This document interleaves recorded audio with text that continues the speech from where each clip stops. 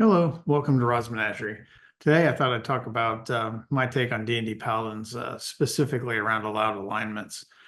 I've been playing the game for many years and have always enjoyed the Paladin class. When I was first introduced to them, they were restricted to lawful good and were only basically religious warriors. I probably ran across my first homebrewed anti-Paladin probably in the early 90s.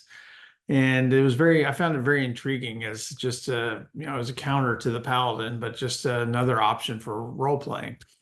The group I ran with at the time was very rarely ran any evil campaigns, but we did have a few evil characters in our games. I never actually ran an anti-Paladin, but I liked the different role playing aspect and the take on it.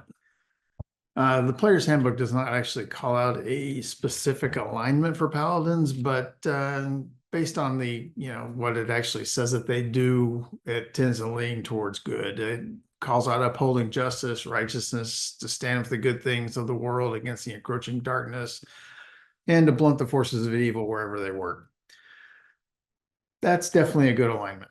However, I've always viewed paladins as, like I said earlier, the religious warriors of whatever religion they choose. They can be followers of gods, a specific nation, or just mainly a code of conduct. But they're always fervent followers, and I like the idea for role-playing flair of players choosing any alignment for their paladin they want.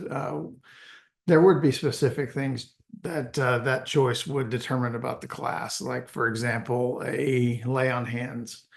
A good paladin, I actually like the idea of having a, just as it is, heal or cure, poison or disease. Whereas an evil paladin might have harm, just they can't heal, but they can do damage equal to their lay on hands, and they can cause poison or disease. A neutral paladin could do either, but to try to balance that, I would lower the points per level from 5 to 3, and then they can choose how they want to apply the lay on hands. When it comes to damage done for like smites, paladins, the good paladins do radiant, the evil paladins do necrotic, and a neutral paladin would do psychic. Many of the oaths can actually be tweaked for whatever alignment you're using. Some can be used as is. Like, for example, if I know one lists compassion and honesty, maybe you do lying and indifference. Then also if something impacts fiends and undead, maybe you do celestials and undead, or, something of that sort. One thing I found that was challenging for me, at least, was to build a oath for a neutral paladin. What would that look like? So what I did is I built one I call the Oath of the Arbiter. And the Oath of the Arbiter binds a paladin to the tenets of neutrality.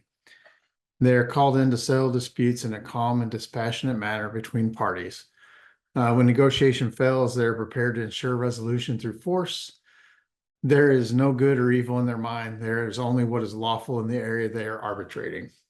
So that would be whatever nation, group, whatever laws followed by that group, they are called in to arbitrate disputes. Another aspect of the arbiter is that they could very easily take the side of the evil group in whatever situation you're in, or they could take the side of the good group, depending on what is going on. They would determine, what is lawful and what is not. And if that's the case, and if the evil bandits or whatever your campaign has is in the right along the lines of what the law is, they will most likely take that side against the who your character, your party may view as, who's right and good in this situation. I believe this oath can bring some interesting role-playing aspects to your game. And I have oath spells, channel divinity options, and then the levels 7, 15, and 20 abilities that that are brought to the table. I'll list the oath spells here. And then the channel divinity, I actually have two. It's the defender and the pacifier, and both can be used situationally. It's not just like your defender, you're going to add an armor class to anyone you choose within melee range. Yeah, you can use it to help defend an ally. You can actually use it to help defend someone that you are fighting. Like if you want to, like if the paladin wants to uh, stop and have people talk and stop the fight, they can use it to actually defend whoever your party is fighting at the time. So it's their choice. It does not have to be an ally, and it can be used as a reaction to add 5 to the armor class of whoever you're defending. But and then the pacifier is where you can actually disarm opponents or allies, actually. So it works either way. Again, for that dynamic of trying to of arbitrating between sides.